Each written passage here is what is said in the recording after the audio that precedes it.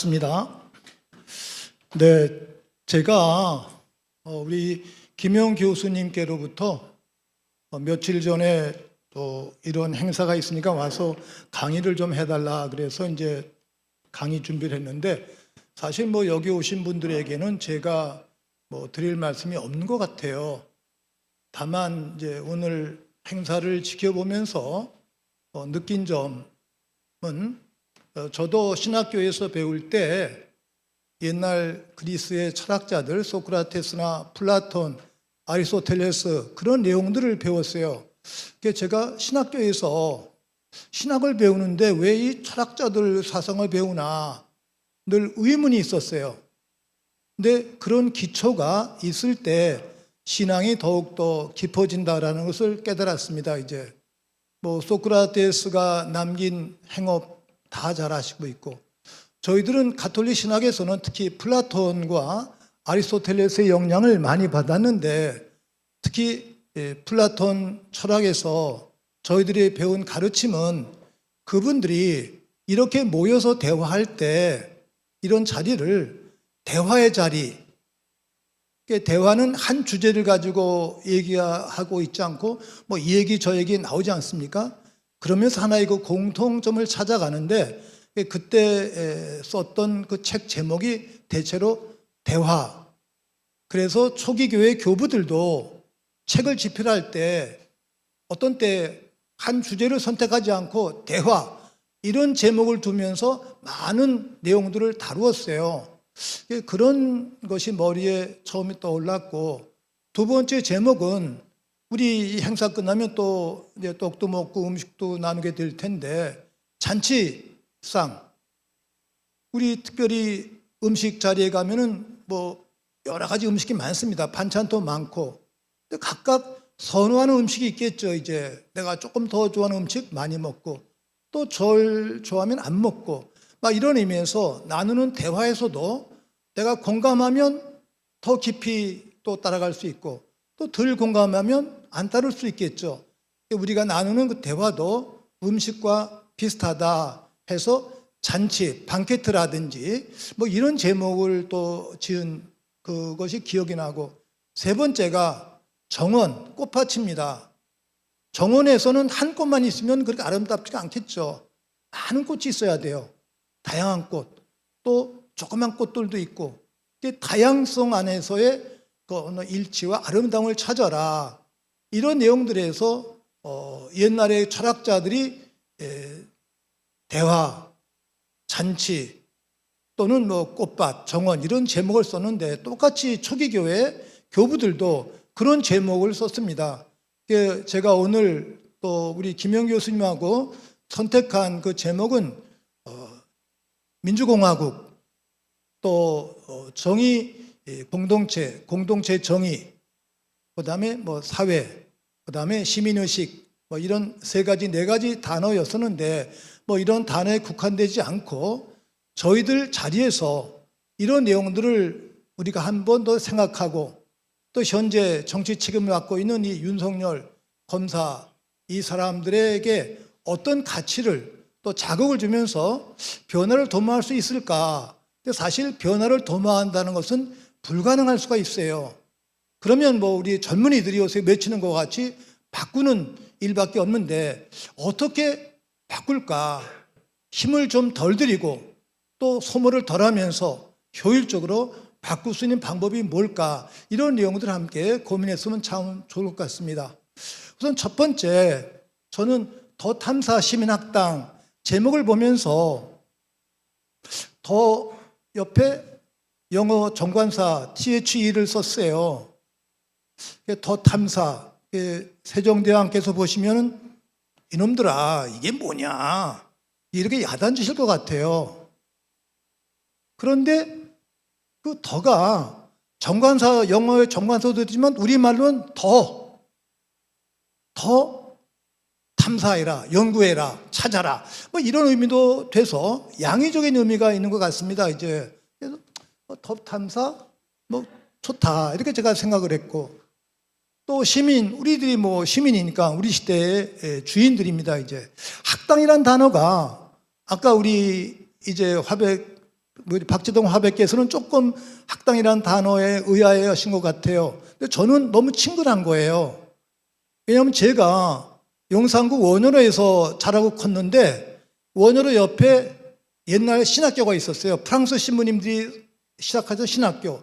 그 신학교를 저희들이 어려서 학당이라고 불렀어요. 학당. 거기는 외국 문화니까 아주 크고 아름다운데 감히 범접을 못한 거예요. 근데 제가 세례받고 그 성당 학당에 가서 프랑스 신부님들에게 복사하면서 어렸을 때 지냈던 기억이 나는 거예요. 학당하면 친근한 어린 시절도 떠오르고 또 프랑스 신부님들이 한국에 뿌리를 내렸던 그 신학교의 원자리의 의미 이런 게 기억이 났습니다. 이제 학당이 어떤 의미에서 아카데미, 아까 얘기한 소크라테스나 플라톤, 아리스토텔레스 그분들이 제자들을 모으면서 대화했던 그 자리가 또 학당이었어요. 스콜라라는 의미도 될 수가 있겠죠. 이제 그런 의미에서 참 친근하다라는 그런 생각을 함께 했습니다. 민주공화국, 정의공동체 사회, 시민의식 크게 세 단어로 나누게 되는데 민주공화국 다 너무나 잘 압니다. 이제 헌법 제1조 대한민국은 민주공화국이다. 우리나라의 이름이에요. 우리들의 이름입니다. 이제 그런데 이 이름 속에서 우리는 반은 잘 기억하고 있는데 반은 또 놓쳤어요. 민주란 말은 귀가 따갑게 듣고 또 우리가 외쳤습니다. 민주주의. 그런데 공화, 이 단어는 그냥 가끔 사용하고 또 개념이 또 그렇게 다가오질 못하는 거예요.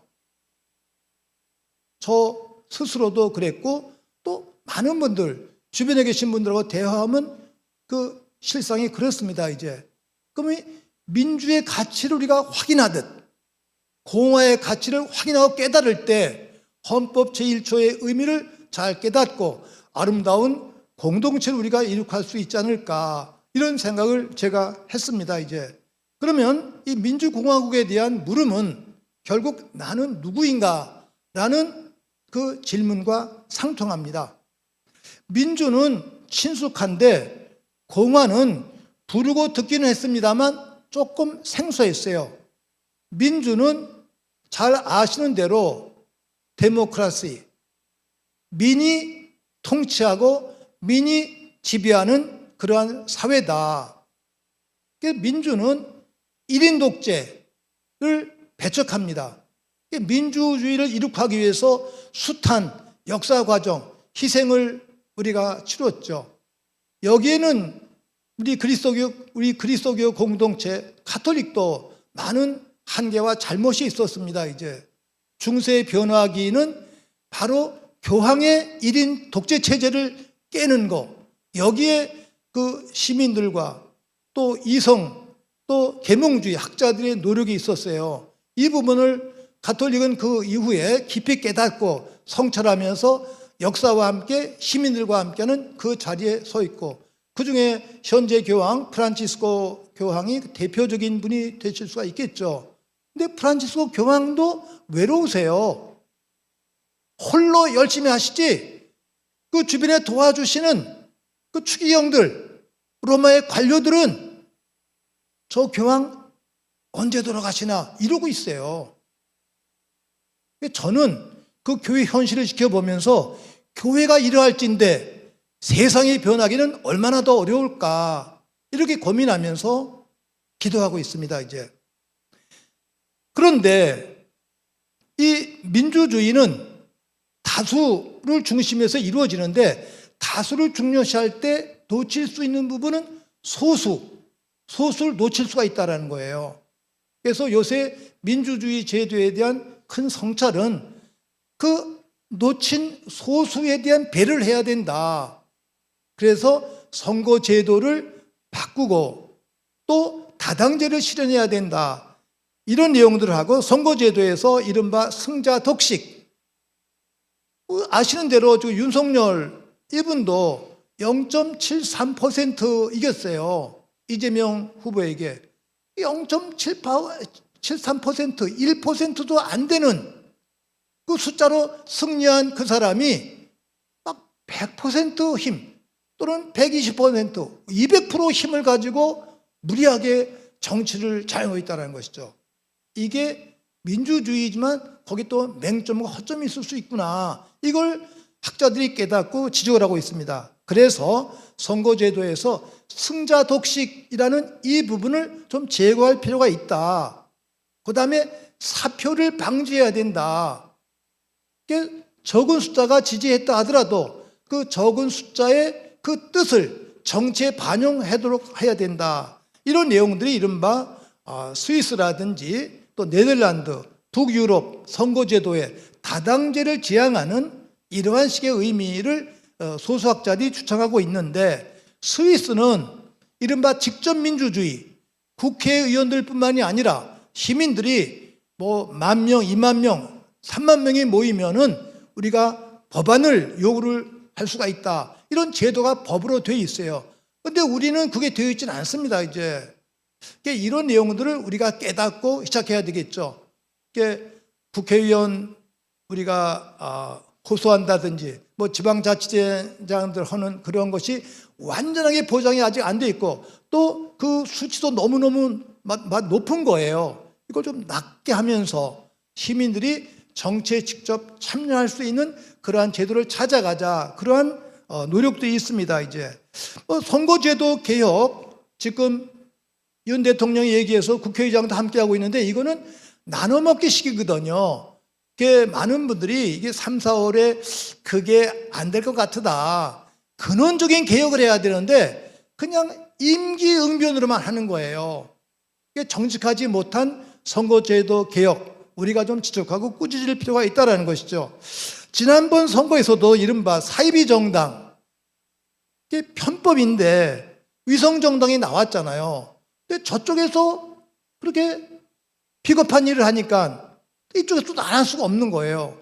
이 민주당이 조금 더 선명하게 했었더라면 도덕적인 우위를 지녔을 텐데 그걸 못했기 때문에 아직도 혹을 달고 있는 겁니다. 이제 민주당 지금 170여 석을 가지고 있습니다만 제 힘을 발휘하지 못하고 있어요. 너무 안타까운데 이건 우리가 민주당도 우리가 질타하고 그러면서 제 역할을 다할 수 있도록 힘을 모아주는 것이 우리들의 소명이 아닐까 생각을 하고, 지금 이재명 대표에 대해서 말이 많은데 저는 개인적으로 이재명 대표에 대해 아주 긍정적인 평가를 하고 있습니다. 저의 개인적인 체험이 있어요. 그분이 성남시장 할 때, 지금 성남시장에 대한 일이 많이 나옵니다만 그거 다 검찰의 조작이에요. 제가 확신할 수 있습니다. 검찰은 조작의 명수들이에요. 한국의 검찰은 항상 범죄를 조작하고 또 뉘우치고 회개한 적이 없었던 거의 범죄 집단과 흡사한 그러한 이제 공동체입니다. 이제 성남시장 당시에 제가 이재명 대표를 만난 적이 있었어요. 제가 대화를 나누다가 시 예산, 정부 예산을 얘기하는데 제가 도저히 이해를 못 하겠더라고요. 100억이 넘어가면은 제가 개념이 없어요. 저 100억 정도는 뭐 이만큼은 알겠는데 100억이 넘어가면 개념이 없는 거예요. 그래서 제가 대화 중에 시장님, 제가 성당도 운영하고 또 민주화운동 기념사업비도 봉사해 봤습니다만 저 100억 정도는 개념이 오는데 그걸 넘어가면 참 개념이 잘 안 옵니다. 잘 모릅니다. 그랬더니 그분이 저를 지적하는 거예요. 신부님, 그러면 안 됩니다. 신부님 같은 분이 공부를 하셔야죠. 그리고 국가 예산을 감독해야 하셔야 됩니다. 감시해야 됩니다. 이러는 거예요. 그래서 제가 자극받아 그때부터 공부를 열심히 했어요. 지금은 국가 예산 630조인데 그것이 어떻게 배분되는지 흐름 아릅니다. 이제 크게 한 10분의 1 정도는 교육비, 한 13%는 국방비, 또 13%는 뭐 복지비, 이렇게 나눠가지고 또 정보비는 각 부처에 돈이 숨어 있는 거예요. 그건 아무도 몰라요. 재경부 직원들하고 국정원 직원들만 아는 거예요. 그렇게 눈먼 돈을 막 쓰는 거예요. 그래서 이재명 대표가 시장 때 막 트위터에 올릴 때 국가 공무원들이 부정만 저지르지 아니하면 국가 예산은 또 도와 시 예산은 복지를 충분히 하고도 남아 돌아갑니다. 그렇게 막 올렸어요. 그러니까 그 동료, 지방자치단체장, 시장 이런 분들이 이재명 그 당시에 시장을 막 공격한 거예요. 야, 너만 깨끗하냐? 왜 그런 얘기하냐? 좀 시장과 도지사 조금 돈을 먹어야 되는데 먹을 틈을 안 주는 거예요. 그런 이재명입니다, 이제. 근데 그런 이재명이를 이 검찰이 조작을 하면서 죄인으로 몰고 있어요. 저는 자신합니다. 이재명 결백합니다. 검찰이 범죄 집단입니다. 그 당시에 성남시장 6천억 원의 빚이 있었어요. 그걸 3년 안에 아껴서 전부 다 갚은 거예요. 모라토리움을 청산한 분이에요. 한국 지방자치단체장 중에 6천억이 넘는 모라토리움을 3년 안에 갚은 사람이 있습니까?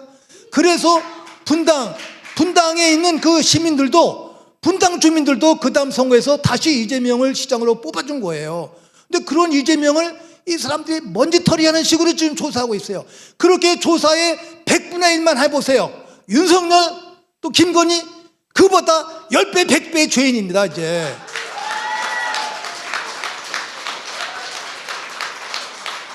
저는 이걸 지켜보면서 너무 슬프고 가슴이 쓰러진 거예요. 아니, 형평의 원리라는 게 있잖아요. 범죄자가 누구를 조사합니까? 이 검찰 역사를, 흑역사를 보시면요, 역사 공부를 하면서 제가 깨달았는데, 이승만 정권 때는 그 친일경찰의 앞잡이들이었어요. 검찰은 경찰의 밥이었어요, 그 당시에. 아무것도 아니에요, 검찰이. 박정희 때는 중앙정보부의 또 하수인이었어요. 전두환 때는 군인들의 밥이었어요. 87년 6월 항쟁 이후에 민주화를 부분적으로 일으킨 다음에 우리가 김영삼 대통령, 김대중 대통령을 통해서 부분적으로 민주화를 일으켰는데 그때 검찰권이 확보가 된 거예요. 근데 지금 검사들은 그 검찰의 흑역사를 모르는 거예요. 거저 얻은 걸 가지고 이 검찰권을 가지고 반란하고 있어요. 저는 이 검찰을 문재인 정부에 대한 반란으로 저는 규정을 합니다, 이제. 이 검찰, 우리가 무릎 꿇게 해야 돼요. 근데 검찰 속에 의로운 검사들이 있어요. 이문정 검사, 여검사예요. 이런 검사들이 검찰총장이 되어서 이 때묻은 남성 검사들 뿌리를 뽑아야 됩니다, 이제. 이게 검찰 개혁이에요. 저는 검찰 보면서 딱 하고 불쌍한 거예요. 야, 이렇게 뻔뻔한 사람도 있는가? 어린 시절에 배웠던 사람, 또 법 배우면서 배웠던 그 과정, 이른바 사법연수원에서 배웠던 과정, 그건 다 어디 갔어요? 그냥 죄만 묻다 보니까 자기들이 죄가 된 거예요. 저는 성서를 보면서 예수님께서 세상에 오셨을 때 가장 강하게 꾸짖은 분들이 그 당시에 종교인들, 사제들이었어요. 저 같은 사제들이에요. 위선자들이라고 무섭게 꾸짖었어요. 그 다음에 율법학자들, 오늘의 검찰과 판사, 변호사들이에요. 법을 악용했거든요. 그 한 예가 예수님께서 그러셨잖아요. 안식일에는 쉬어야 돼요. 일을 하면 안 돼요. 하나님께 기도만 해야 돼요. 그런데 예수님께서 안식일에 병자를 좀 고쳐주셨다고, 또 사도들을 데리고 조금 걸어가셨다고, 그게 노동이라는 거예요. 안식일 규정에 어긋났다는 거예요. 그때 예수님께서 하신 말씀이, 야, 사람이 안식일을 위해서 있냐? 안식일이 사람을 위해서 있지. 이게 예수님의 가르침이잖아요. 검찰, 우리가 검찰을 위해서 있습니까? 검찰이 우리를 위해서 있는 거예요. 법이 우리를 위해서 있는 거예요. 근데 이 법을 악용하는 이 검찰들 정말 뿌리 뽑고 우리가 고쳐야 됩니다, 이제. 그런데 그러기 위해서는 여기 나오던 시민의식, 우리가 깨어나야 돼요. 깨어나야 돼요. 아니, 노무현 대통령도 당했잖아요. 이번에도 문재인 대통령을 불러가려고 그러다가 그게 쉽지가 않으니까 그건 포기한 거예요, 이 자들이. 처음에 문재인 대통령까지 불러가려고 마음을 먹었었잖아요. 근데 흐름이 안 되니까 거기서 잘랐어요, 이렇게. 이런 철부지 검찰들 철들게 하는 것이 우리 시민의식이다, 이렇게 말씀을 나누고 싶습니다, 이제. 그러면 문제는 우리가 정직해야 돼요. 정직해야 돼요. 그게 제가 중앙정보부에서 조사받을 때 말없는 모욕을 당했습니다. 이제 저도. 중앙정부 5국은 대공수사국이에요. 인혁당 분들 돌아가셨을 때 제가 좀 그분들에 대해서 죽음을 추모했다고 그게 국가보안법에 위반된다고 끌려가서 조사를 받는데 너무 힘들었어요. 모욕도 당하고. 근데 밤중에 그렇게 모욕 주던 사람이 자기 집에서 전화가 왔어요. 부인하고 전화를 하면서 여보, 아이 학교 잘 다녀왔어? 어머니는 잘 계셔? 애들 밥 잘 먹었어? 이러고 얘기를 하더라고요. 그래서 제가 이렇게 보면서 이야, 지금은 천사인데 조금 전까지 악마인데 저럴 수가 있는가? 그럼 정보부는 조사를 받고 나올 때 각서를 써야 돼요. 여기서는 하는 일 절대로 밖에 가서 얘기하지 않는다 각서를 쓰게 돼 있어요. 우리는 각서를 거부했어요. 그럼 뭘 써야 된다는 거예요. 그럼 나는 소감을 쓰겠다. 소감. 좋대요. 소감. 그냥 썼어요. 중앙정보부에서 수사하시는 여러분들 참 고생 많으십니다. 근데 사방에서 고문 소리가 들려옵니다. 나도 무서웠습니다. 근데 나한테 막 욕하고 모욕하고 그렇게 당했을 때 당신이 참 마귀로 보였습니다. 그런데 집에서 부인이 전화 왔을 때 그때 또 천사 같았습니다. 여러분, 여기서 조사받는 분들, 아까 전화했던 당신의 부인, 암을 물었던 아들 또는 어머니와 똑같이 존귀한 분들입니다. 그런 생각하시고 공직자로서 수사에 임하세요. 끝! 이렇게 썼어요. 그랬더니 그 종이를 들면서 털털털 거리는데 또 저를 안 내보낼 수 없는 상황이었으니까 나가라고 그러면서 찡찡거리더라고요. 제가 나온 다음에 이 얘기를 계속하고 다녔어요. 계속하고. 근데 기자들은 또 제 말을 안 믿는 거예요.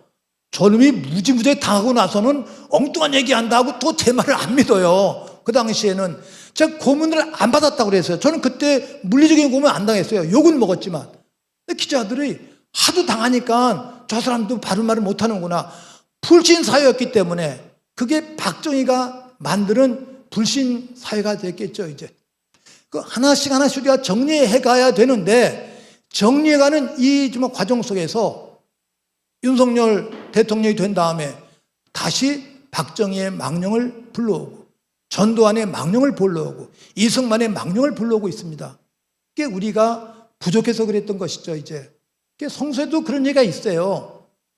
악령을 몰아냈는데 그 악령이 어딜 다니다가 갈 데가 없는 거예요. 왔다 갔다 하다 보니까 그 자리가 깨끗해요. 자기보다 더 나쁜 악령이 7을 데리고 와서 그 자리에 왔다. 먼저보다 나빠지게 되었다. 정신 차리지 않으면 더 나빠질 수 있다는 것. 우리가 광화문 촛불혁명을 일으켰습니다만 그거를 제대로 지키지 못했어요. 그건 문재인 대통령과 또 민주당의 책임도 대단히 큽니다. 이제 그건 우리가 나중에 물어야 되겠죠. 이제 그 촛불의 열기를 지키지 못했던 그 대가를 우리가 지금 치르고 있는 거예요. 다시 박근혜를 몰아냈던 광화문 촛불의 열정을 되살릴 때 윤석열이도 몰아내고 그 검찰 일당도 몰아내고 이 불의한 친일 잔재, 유신 잔재들을 다 몰아낼 수 있다는 이런 측면의 역사의식을 우리가 꼭 가져야 된다는 것. 이 부분을 우리가 민주주의에서 함께 확인할 수 있겠습니다. 이제 그러면 시민의식이라는 것은 뭐냐? 시민의식은 성숙한 자세예요. 그래서 아까도 우리 선생님 한 분이 말씀하셨습니다만 노무현 대통령 묘소 비석 강판에 새겨있는 글 저도 갈 때마다 읽고 묵상을 합니다. 민주주의의 최후의 보루는 깨어있는 시민의 조직된 힘이다. 깨어있는 시민의 조직된 힘. 그런데 덜 깨어 있었어요. 덜 조직했어요. 이런 부분을 우리가 성찰하면서 더 탐사, 더 노력해야 된다는 책무. 이 부분을 우리가 함께 고민해야 되겠습니다. 한때 김지아 시인이 민주주의는 피를 먹고 자라는 나무다라는 시규제를 썼죠. 물론 뭐 그분의 독점적인 말은 아닙니다만 이런 아름다워요. 그런데 그 김지아도 후기에 변절이 되었어요. 변절되면 안 된다. 우리 시대 대통령들 이승만, 윤보선, 박정희, 전두환, 노태우, 김영삼, 김대중, 노무현, 이명박, 박근혜, 윤석열 10명의 대통령입니다. 이 중에 대통령다운 대통령이 과연 누구인가를 우리가 물어야 되겠죠, 이제. 그럼 1970, 80년대 김지아가 썼던 시에서 민주주의여 내 이름을 남몰래 쓴다 하면서 떨리는 손 떨리는 가슴을 얘기했었어요. 그때 우리가 함께 다 공감을 했었습니다. 그런데 그런 감동의 시를 썼던 그 김지아도 변질이 되었어요. 아, 그러면 변질돼서는 안 되겠구나. 변질이 뭔가? 변질은 녹수는 일이 되겠죠. 프랑스의 저명한 신학자 띠아르드 샤르댕 신부님이 고고학자, 진화론자인데 이분의 어린 시절 회고록에서 그분은 선물을 받으면 너무너무 기쁜 거예요. 부모님으로부터 또는 어른들로부터. 그 선물이 며칠 지나면 깨지든지 상하든지 변화가 되는 거예요. 그게 싫은 거예요. 그래서 슬퍼요. 선물 받았을 때는 기뻤는데 선물이 변질이 되니까 마음이 아픈 거예요. 왜 그럴까 고민하다 그 다음부터는 변하지 않는 선물. 주로 구슬, 동그란 구슬은 깨끗하고 녹수 안 쓸어요. 구슬 같은 거를 그렇게 좋아했대요, 자기가. 그걸 회상하면서 이 어린이의 마음속에 변질되는 걸 싫어하는 것은 우리 인간의 내면 속에 불변을 추구하는 영혼을 추구하는 아름다운 마음이 있는 것이구나. 영원한 세계에 대한 갈구가 있구나. 이렇게 생각하면서 자기 신앙 고백을 하신 일이 있었는데 저는 그분의 그 고백을 보면서 인간은 불변을 찾아가는 아름다움을 찾아가는 그러한 존재로구나. 이걸 확인하면서 내재적인 가치를 늘 함께 생각을 해봤습니다. 그런데 현실은 온통 변질뿐이에요. 또 사람 자체가 성장하면서 변화가 되고 또 아름답게 변화되기도 합니다만 또 변질되기도 해요. 변화는 어떤 의미에서 퇴화의 과정이기도 하고 죄의 결과이기도 하겠죠, 이제. 그런데 일제치하에서 3.1선언을 직접 집필했던 최남선 역사학자, 또 문인으로서 이름을 떨쳐도 이광수, 이 젊은 시절은 전부 다 항일 투사들이었어요. 근데 말년에 우리 33인 중에 한용운 선생님을 스님을 빼놓고는 거진다. 어떤 의미에서 항복하거나 변질되셨었어요. 이게 가슴이 아파요. 그런 역사를 배울 때마다. 그러면 변질되지 않는 마음은 무엇일까?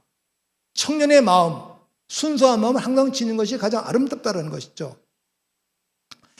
저는 이런 내용들을 역사를 통해 공부하면서 제가 민주화운동 기념사업회 일할 때 그 김구 선생님을 살해하려 했던 안두희를 보복했던 그 곽태웅 선생님이 늘 찾아오시면 아주 열정적인 인물인데 이분이 막 토로하시면서 저를 압박하시는 거예요. 근데 민주화운동 기념사업회는 그 법상 항일 투쟁에 관련된 분들에 행사를 할 수가 없어요. 저를 막 야단치시는 거예요. 항일 투쟁 하신 선열들을 기억해야지. 근데 우리가 또 법이 없으니까 제가 그냥 상징적으로만 기억을 했었는데 그때 배운 내용이 우리 민족사를 정리할 때 일제 침략에 맞서 싸웠던 항일 순국 선열들의 정신을 되새겨야 된다. 항일 투사들. 이게 우리 민족사의 뿌리가 되겠죠.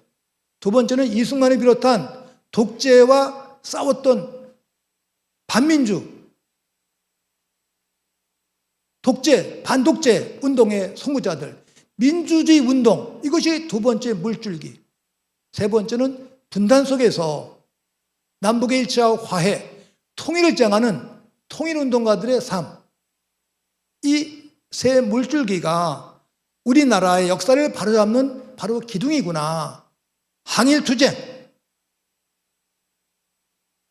독재, 타파, 그 다음에 분단 타파, 이 셋인데 이 내용을 이루지 못하고, 잘 아시는 대로 1945년 해방이 되었습니다만 그 해방이 아니잖아요. 미군의 점령이에요. 1945년부터 48년은 미국의 식민지였어요. 역사학자들이 그 내용을 안 쓰는 거예요. 저 공부하면서 깨달았어요. 그건 엄연히 미국의 식민지 메가도에 관할하에 있었어요. 그때 우리 남북이 분단이 되었습니다. 이제 그때 역사학자, 정치학자가 말씀하실 때 이 남한 사회를 진단할 때 남한 사회를 이끄는 지도자들이 항일 투쟁사에 있어서 무력 투쟁했던 만주에서 무력 투쟁했던 그분들이 첫 번째 카테고리아에 들어갔던 분들이고, 두 번째는 여운형 선생을 비롯한 국내에서 싸우셨던 분들, 옥구를 치시면서 국내에서 얼마나 힘드셨습니까? 세 번째 부류가 상해 임시정부에서 일하셨던 분들, 김구를 비롯한 상해 임시정부.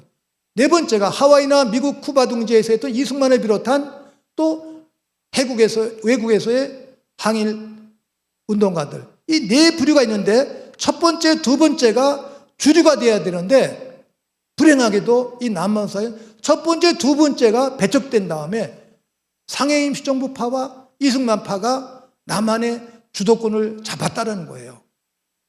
북한은 빨치산, 김일성을 비롯한 항일 무장투쟁 세력이 일단 집권을 한 거예요. 그래서 70년, 80년대 때 우리 학생들이 역사 공부를 할 때 민족정계의 정통성은 오히려 북에 있다라고 얘기한 이유가 바로 여기에 있습니다. 이제 이런 역사적인 성찰을 해야 되는데 이런 것이 없어요. 지금 입고 있는 뭡니까? 국민의힘 뿌리, 윤석열의 뿌리를 찾아가 보세요. 신잔재에 뿌리를 두고 있는 거예요. 그러니 이 일본과의 관계라든지 미국과 관계에 있어서 우리가 이 비참한 결과를 가지고 있습니다. 우리가 뿌리를 알고 과정을 알아야 된다. 이 내용을 뼈아프게 성찰하면서 종합을 해야 된다는 것이죠. 여기서 민이 주인이다. 이 내용. 윤석열 대통령이 주인이 아니고 그는 우리들의 종 또는 대행자가 될 수가 있겠죠. 이런 의식을 잊어버리고 있어요. 주인 행세하는 그 사람을 무릎 꿇게 하는 것이 깨어난 민주시민의 권리와 의무가 되겠죠. 4대강 반대 시절 이명박 정부 때 항의했을 때 우리 민변 변호사들과 청년 학생들이 불렀던 노래, 대한민국 헌법 1조입니다. 대한민국은 민주공화국이다. 너무나 자명한데 이게 민중의 노래가 되었어요. 그 노래를 들으면 이명박이가 두려워했었어요. 지금 다시 이 노래를 윤석열 앞에서 불러야 되겠죠. 대한민국은 민주공화국이다. 이걸 좀 깨달아라. 법을 전공한 자들아, 검찰들아, 검사들아, 이 부분을 깨달아라. 이렇게 제가 호소하고 싶습니다. 두 번째 개념이 공화국인데, 공화국 개념 라틴어로 레스푸블리카라고 얘기를 해요. 그냥 공적 사안, 쉽게 얘기해서 공적으로 처리해라. 그런데 이 사람들은 사적으로 처리하고 있어요. 왜 조국 장관, 그 다음에 이재명 대표, 검사를 60명, 70명 투입하면서 조사하는데 왜 김건희에 대해서 조사를 안 해요? 그거는 검사의 직무유기예요. 그래서 광노현 전 교육감이 글을 쓰셨어요. 민들레에. 국회의원에게 보장된 탄핵권, 검찰들이 자기 직무를 다하지 아니할 때 이거는 직무유기다. 그런 검찰을 탄핵시켜야 된다는 거예요. 근데 그렇게 헌법에 보장된 권리를 이 민주당 국회의원들이 알지도 못하고 사용도 못하는 거예요. 그러니까 제가 인터뷰할 때 그게 했어요. 헌법이 보장한 국회의원의 그 독특한 권리, 고유 권리를 집행해라. 검찰 지목해서 10명, 20명, 30명만 그냥 탄핵해 보세요. 검찰 정화됩니다. 그게 공화국의 의미가 되겠죠, 이제. 그러면 공화국은 한자로 서로 공자에다 나라 국자, 서로 화합해야 된다, 이런 의미가 있는데, 또 공공질서라는 단어가 있어요. 공공. 그럴 때는 그 공자가 서로 공이 아니고 공적인 공자 쓰는 거예요. 그래서 제가 공부하다가 왜 공공은 서로 공자를 안 쓰고 공적인 공자를 쓸까? 그 공공에서 공안이라는 단어가 또 나오는데, 공공 그러면 공공질서는 단어는 좋은데 그 뜻이 조금 통치 개념이 큰 거예요. 그래서 우리나라도 한때 공안부가 있었고, 중국 같은데 공안 그러면 무서운 아주 기관이거든요. 그래서 저는 그 공화라는 단어와 공공이라는 단어를 합성어로 만들어서 공화국, 공적인 서로 합하는 공화국으로 해야 되겠다, 그렇게 부르는 것이 더 적절하지 않을까, 그런 생각을 혼자 해봤습니다, 이제. 그래서 공공질서를 앞세우면서도 서로 화합하는 아름다운 공동체를 만들어야 되겠다라고 생각하는데, 이 가치를 놓쳤어요, 우리가 공허의 가치를. 근데 북한에 가면은 북한 분들이 공화국은 이렇게 합니다 그러는 거예요. 처음에는 공화국은 그랬는데 그분들은 아주 공화국이란 말을 입에 달고 살아요. 물론 그 단어를 사용하면서 조금 북한 사회도 그걸 남용하는 경우가 있습니다. 이제 너무 개인은 잊혀지고 공공사회만 강조하기 때문에 그런 부분이 있긴 합니다만, 이 공적인 가치를 놓쳤는데, 여기서 지금 이재명 대표에게 뒤집어 씌우는 죄 중에 하나가 배임이에요. 배임은 인물을 배신했다. 이게 배임죄라는 것이 큰 나라에는 없대요. 우리나라와 맨 나라밖에 없다는 거예요. 이 배임죄라는 게 참 위험스러운 게, 귀에 걸면 귀걸이, 코에 걸면 코걸이에요. 그냥 엿장사가 1분에 가위질을 몇 번 합니까? 엿장사 마음대로 해요. 그럼 배임죄는 누가 적용해요? 검사 마음대로 하는 거예요. 이런 법은 그 자체가 무효거든요. 검사 마음대로 적용할 수 없어요. 그 검사들 거의 다 배임죄 걸리는 사람들이에요. 자기 직무를 다 하지 못했거든. 그래서 자기들은 조사를 안 하는 거예요. 검찰, 여러분들이 배임죄의 장본인들입니다. 저는 이렇게 외치고 싶은 거예요. 그런데 이 배임죄에 대한 남용을 타파해야 되는데, 바로 정적들을, 또 이재명과 같은 거북한 분들을 다 배임죄로 이렇게 넣는 거예요. 법적으로 이거는 말이 안 되는 내용들이거든요. 이 내용들을 우리가 우선 감시해야 될 필요가 있겠고, 제가 이렇게 자신 있게 말씀드린 거는 70년, 80년대 때 박정희 유신에 반대했을 때 그 당시에 판사, 검사, 변호사들을 저희들은 너무 어려워했어요. 전혀 다른 사회에 사신 분들이니까 조심조심 말을 못하고 있었더니, 그 당시에 원로 변호사님 이돈명 변호사님께서 저희들에게 오셔서 특강을 하시면서, 여러분들 사제들인데 확신을 가지고 가세요. 예수님이 누굽니까?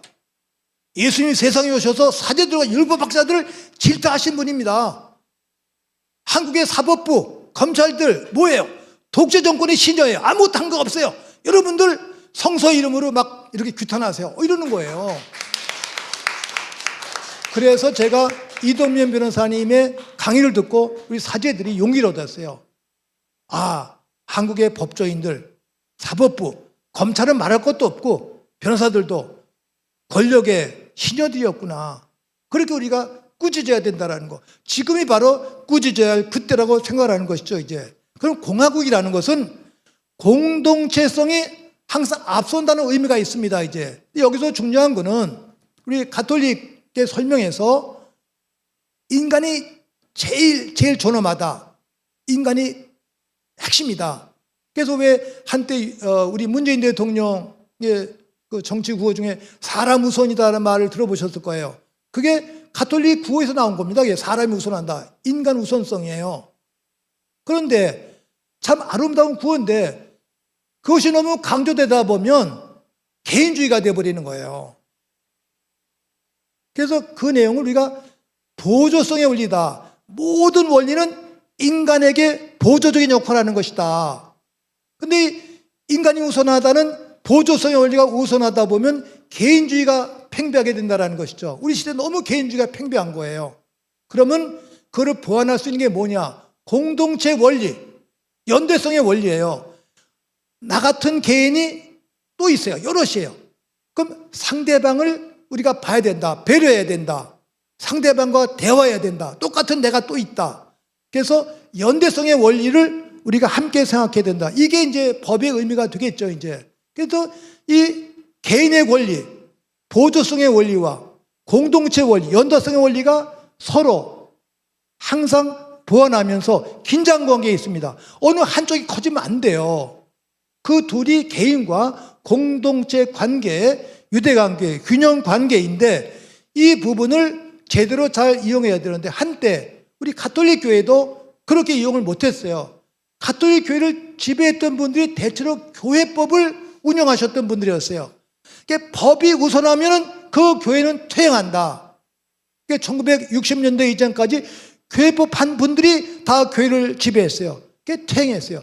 제가 로마에서 공부할 때 충격받은 거는 동방교회 신학자가 한 분 오시더니 우리 그리스도교 교회법전을 들고 교회법을 들고서 막 내리치면서 이놈의 교회법이 교회를 망쳤다. 저는 충격을 받았어요. 그 당시 우리는 교회법을 한 주일에 5시간씩 성경과 똑같이 공부했었을 때예요. 근데 이놈의 교회법이 교회를 망쳤다. 여기에 예수님의 정의와 사랑의 정신이 어디 있냐? 이렇게 질타하는 거예요. 근데 나중에 제가 크고 나서 그 말씀을 깨달았어요. 똑같이 우리의 교회, 나라 법전, 이 법전을 나라를 망하게 하는 거예요. 우리 어린이들이 살 때 법 안 배웠잖아요. 그래도 막 하다가 누가 어깃장을 놓으면 야, 이런 법이 어딨어 그런다고. 어린이도 이런 법이 어딨어. 그 어린이가 말하는 이런 법이 어딨어. 그거는 인간의 양심의 외침이거든요. 양심이 법보다 우선한다. 이 내용이 건강한 사회의 균형이라는 건데 지금 검찰들은 법의 노예, 법 기술자들이에요. 법 기술자. 법을 하는 사람은 인간이 되어야 되는데 인간이 아직 안 됐어요. 그런 측면에서 우리가 이거를 지탄해야 되겠다라는 말씀 드리고 싶고, 그래서 이 둘을 조화시킨 내용이 공동선, 너도 좋고 나도 좋고, 우리 말에 누이 좋고 매부 좋고라는 말 있지 않습니까? 영어로 good, common good이라고 그래요. 공동선, 같이 좋아야 돼요. 너도 좋고 나도 좋고. 이거를 찾아가는 것이 공동체 아름다움인데 이건 윤석열만 좋은 거야. 윤석열만 좋아. 우리가 안 좋아. 그러니까 우리가 야, 너만 좋으면 되냐? 나도 좋아야지. 이게 우리 시대의 요구라는 겁니다. 이게 지금 강제징용에 대한 해법, 이게 말이 됩니까? 이게 3.1절 그 경추사, 이게 말이 됩니까? 저는 가슴이 찢어져서 아픈 거예요. 우리가 옹 있어서 살고 있는데 너무 망언이 많은 거예요. 이 자들이 얘기할 때 우리 선조들이 무능해서 부족해서 나라를 빼앗겠다고 그러는데 그럼 이 사람들은 유능한가요? 자기 얘기를 하고 있는 거예요. 정말 두 손을 가슴에 안고 반성했으면 참 좋겠다라는 말씀을 제가 드리고 싶습니다. 이제 제가 북에 가서 대화할 때 북이 아주 경직된 사회잖아요. 우리가 올라가면 혼란스러워서 당장 망할 줄 알아요. 이제 북에 계신 분들은. 그래서 제가 북에 계신 분들한테 그랬어요. 여러분들, 남한 사회가 다양한 사회이기 때문에 이게 무질서해 보이지만 거기 안에 원리가 있습니다. 가톨릭과 개신교를 비교해 보십시오. 개신교 분리되어서 교단이 참 많이 있습니다. 당장 망할 것 같은데 그분들이 가톨릭을 대항할 때는 딱 뭉쳐서 무섭게 대듭니다. 그 개신교의 그 분열된 힘이 합할 때 무섭습니다. 그래서 남한 사회를 분열된 개신교 유형으로 보십시오. 그랬더니 이상하게 이렇게 생각을 해요. 근데 북한 사회는 독재 체제입니다. 그때 화를 내는 거예요. 우리 가톨릭이 독재 체제입니다. 가톨릭은 독재 체제예요. 우리 일사불란하잖아요. 교황에서부터. 근데 거기엔 너무 경직되어 있어요. 그런데 분열된 개신교가 함께 뭉쳐서 가톨릭 대항하면 무섭습니다. 이제. 그래서 남한 사회는 개신교 유형이고 여러분 북한에서는 가톨릭의 독재 유형입니다. 이렇게 제가 설명했더니 그분들이 처음에는 좀 화내를 하다가 화내지 않고 제가 신학적으로 설명을 하니까 웃더라고요. 근데 문제는 지금은 대화합니다. 서로 갈라지지 않고 한 하느님, 한 성경, 같은 예수를 믿으니까 우리가 하나가 됩시다. 과거에 잘못된 거 묻지 맙시다. 일치운동을 합니다. 그 일치운동이 남한과 북한의 일치운동, 하나가 되는 운동과 상통되어야 됩니다 하면서 얘기를 했고, 그래서 송두일 교수님이 얘기했을 때 그분이 항상 남과 북의 경계선에 있다고 그랬잖아요. 그래서 우리 안에 북이 있고 북 안에 우리가 있다 이렇게 얘기한 거예요. 이게 신학적인 신앙 고백입니다. 이제 이게 정치적으로 갈라진 게 아니다. 민족사에서 하나다. 늘 북과 남을 하나로 생각한 이런 아름다운 마음은 종교적인 신앙 고백과 똑같은 거예요. 이런 경지에 올라갔으면 참 좋겠는데 이런 공무원들, 검찰들은 그런 경지에 올라가질 못해요. 기계이기 때문에. 그 기계를 우리가 사람으로 만들어야 되겠죠. 이제 그런 내용들. 우리가 저도 신학 배울 때 가톨릭에서 좀 수구적인 분도 계시고 또 진적인 분이 계세요. 60년대에 그런 아주 싸움이 많았었는데 그때 한 주교님이 이렇게 설명했어요. 저 은사 주교님이신데 우리 시대에서 악셀레라도 필요하다. 빨리 가야 되니까. 그런데 위험할 때는 제동을 걸어야 된다. 제동 장치가 또 있어야 된다. 그래서 악셀레라와 이 제동 장치의 균형. 빨리 갈 때 빨리 가지만 또 돌아갈 때 또 골목길에서 속도를 늦출 때 늦추자. 이렇게 조절하는 자, 이 균형의 자세. 아까 우리 교수님 말씀하신 좌우의 의미의 균형도 이와 같을 수가 있겠죠. 이런 지혜를 항상 생각할 필요가 있겠습니다. 그래서 며칠 전에 제가 백낙정 교수님하고 가끔 전화를 주고받는데 이 교수님한테 제가 배운 게 있어요. 저는 촛불혁명에 대한 그 평가가 상당히 큽니다만 제가 해석했던 내용은 그런 기적은 1000년 한 번씩 일어날 수 있는 기적이다. 이렇게 꿈같이 생각을 했었어요. 그런데 백 교수님은 시민이 그렇게 생각하지 마세요. 촛불혁명은 진행 중입니다. 진행 중입니다. 지금 잠시 이렇게 소강 상태에 있지만 다시 그 불을 켜야 됩니다. 이러는 거예요. 그래서 제가 그 말씀을 들으면서 이게 신앙적으로 해석해야 되겠구나. 한 번 신앙이 정해진 것이 아니라 매일매일 새롭게 해야 돼요. 갱신해야 돼요. 새롭게 하는.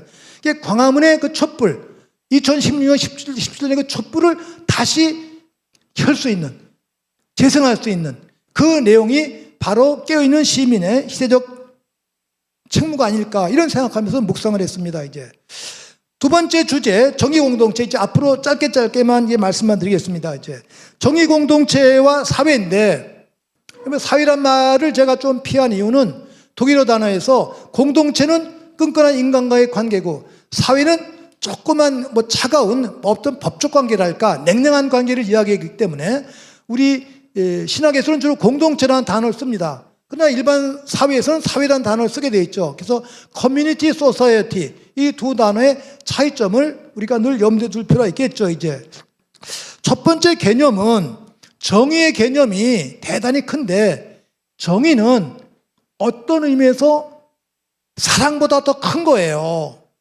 어떤 의미에서. 그리고 다 똑같아요. 사랑, 정의, 평화 다 똑같은 개념입니다.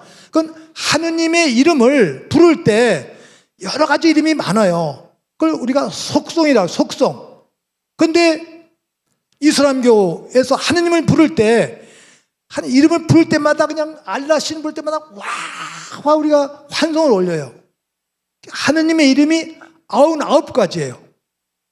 자비로우신 하느님, 영원하신 하느님, 은혜를 주신 하느님, 불사불면하신 하느님 이렇게 99가지 이름 부르다가 99번째 이름이면 함성을 오르는데 그 마지막 100번째 이름을 부릅니다. 그때 이름은 침묵이에요. 하느님의 이름을 부를 수가 없어요. 어떤 이름으로도 명명할 수 없는 분이 절대적 하느님이다. 그래서 침묵을 해요. 제가 그 책을 번역하면서 여성신학에서 나오는데 번역하면서 찡하더라고요. 저도 잠깐 멈춰서 묵상을 했어요. 그 어떤 이름으로 부를 수 없는 하느님, 절대자. 그분 앞에서 우리가 입을 다물어야 되겠구나. 이런 식의 겸허함을 우리가 지닐 때 정화가 된다는 것이죠, 이제. 이 침묵성의 정화의 의미. 우리 결례가 또는 시민들이 때때로 선조들을 통해서 이러한 무한의 경지를 체험할 수 있는 아름다운 그 시간을 가져야 되지 않을까. 그러면서 침묵 속에 기다리는 마음과 지혜를 함께 묵상했습니다. 저희들이 정의라는 이름을 사제단에 선택할 때 1974년에 많은 이름이 나왔었어요. 많은 이름이 나왔었는데 그때마다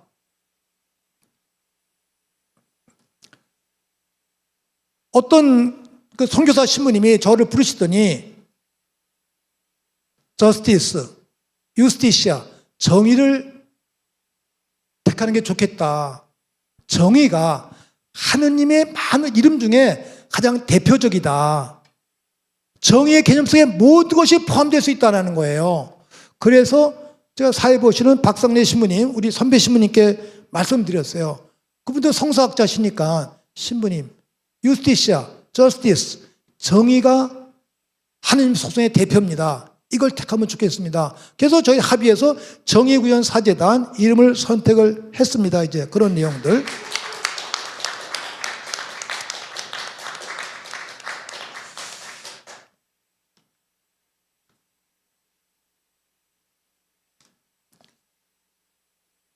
페이지를 쓰고 와서 제가 헷갈렸어요. 하나가 이제 마지막 남은 내용입니다. 이제 아까 말씀드린 대로 공동체성과 함께, 공동체성은 그 독일 학자들이 특별히 그 얘기를 했어요. 게마인샤프트와 게세샤프트 이 두 단어를 설명하면서 저도 신학 배우면서 그렇게 공동체와 사회에 큰 개념의 차이가 있구나.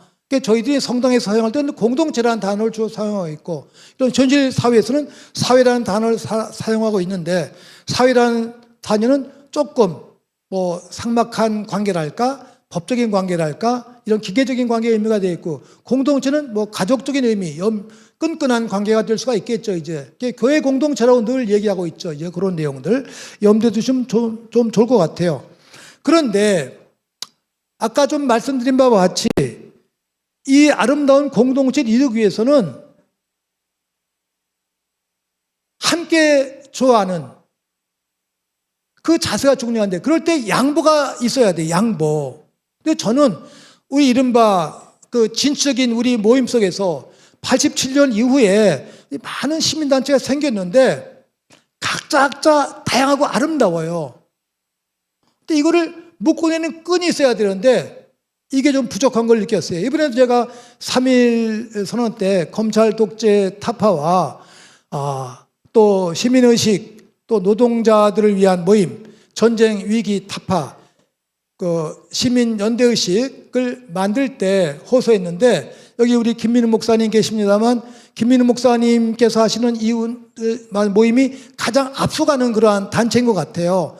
아주 직접적으로 윤석열 타파를 외치고 계시니까 다른 분들은 거기까지 좀 못 가겠다 그러면서 조금 차이가 있다고 그래. 이렇게 그걸 어떻게 합할 수 있겠는가, 이걸 지금 고민을 하고 계시는데, 제가 하여간 끈을 만들면 좋겠다. 연대.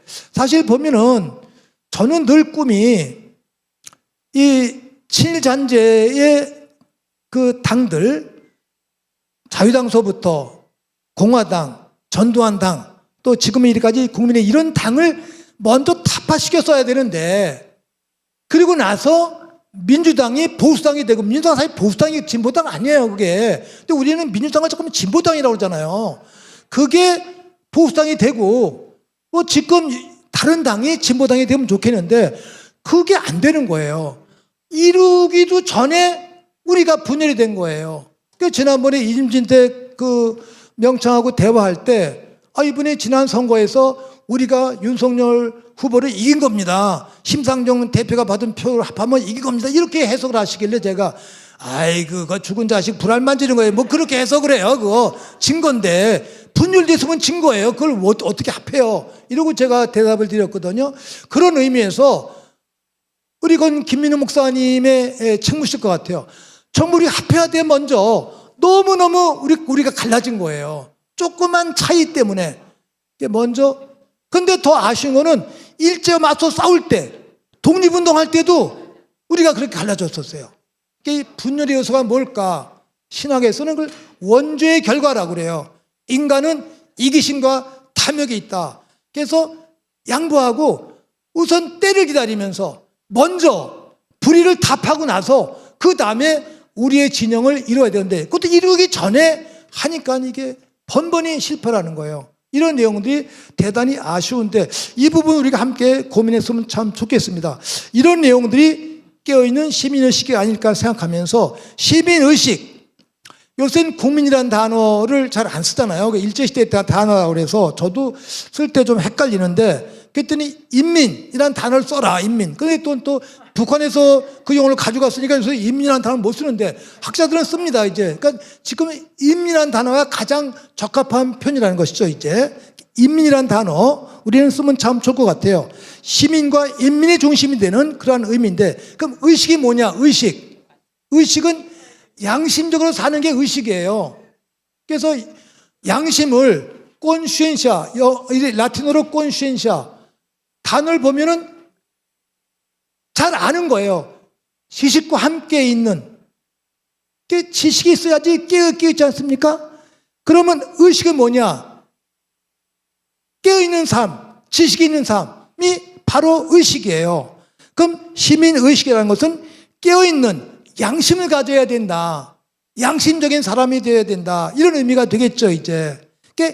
양심이 있는 삶, 시민의식이라는 것은 양심이 우선하는, 양심대로 사는 삶을 우리가 지향해야 된다. 근데 양심의 한자로 쓰면 두 양자가 있잖아요. 양심이 두 가지 마음이 있는 사람이 많아요. 그 두 가지 마음은 깨고 정말로 바른 의식에 양심 우리가 지향해야 되겠다. 그럼 양심이 우선하면은 법을 우리가 넘어서는 거예요. 제가 자연신학 배울 때 프랑스 신부님께서 좀 한국말이 서투셨어요. 라틴어로 강의하시다가 가끔 한국말 하시는데 한국말로 법 필요 없어. 양심 최고야. 이러시는 거예요. 근데 어렸을 때 왜 법이 왜 필요 없어? 법도 필요하고 양심도 좋은데. 그런데 제가 나중에 더 신학을 배우고 났을 때 그 신부님 말씀을 깨달았어요. 이 교회도 하도 법을 강조하니까 양심이 죽어버리는 거예요. 법보다 양심이 상위에 있는 그런 사회를 지향해야 되겠죠, 이제. 그런 식의 내용들. 이 부분을 생각하면서 정말 법이 필요 없는 사회를 우리가 만들고, 그럼 검찰은 역시 필요가 없는 거예요. 검찰은 아주 소수. 여기서 반성과 성찰이 필요한데, 양심이 최고라는 의미가 뭘까? 우리가 이게 행사하고 나면 정리를 합니다, 이제. 밥 먹고 나면 설거지하고 식기를 닦아요. 청소를 해요. 정리를 합니다, 이제. 그런데 집안 정리와 부엌 정리를 하는데 왜 시대 정리를 안 하느냐? 시대 정리, 시대 쓰레기가 있어요. 이 시대의 쓰레기를 치우는 작업, 이 부분을 우리가 놓친 거죠, 이제. 시대 쓰레기, 친일잔재, 독재잔재, 분단잔재, 이 쓰레기를 치우는 작업을 우리가 해야 되겠다. 이 시대계를 쓸어버리는 그 작업인데, 여기서 이제 언론이 함께 해야 되는데, 언론이 부패가 되었어요. 언론이 부패가 된 거예요. 그래서 독일의 어느 철학자가 그런 말씀하셨어요. 우리가 음식 먹을 때 상한 음식을 먹으면 건강이 해롭다, 병이 난다. 음식뿐이냐? 소식도, 바른 소식, 건강한 소식을 들어야지 뇌가 건강하고 정신이 건강하다.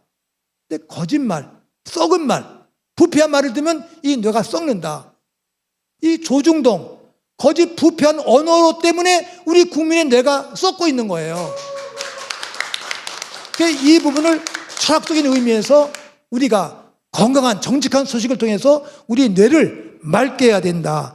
그게 위선과 가책을 떨쳐버리는 그런 사회 공동체를 지향해야 된다라는 내용들, 그것이 깨어있는 시민의식의 실현이 아닐까 생각을 합니다. 이제 사실 1월 1일에 윤석열 대통령이 조선일보하고만 인터뷰했잖아요. 아, 그게 말이 됩니까?